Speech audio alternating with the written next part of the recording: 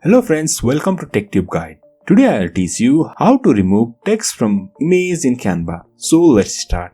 Over here I am in Canva workspace. I'll upload my image of which I want to remove text.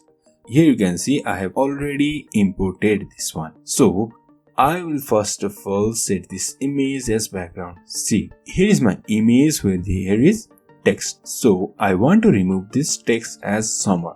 So for that I will click on this image and go to edit image. Then over here you can switch to Magic Studio by just clicking to check it out. And over here you can find something called Magic Eraser. You can see I have selected this Magic Eraser. Then all you need to do is brush over the image.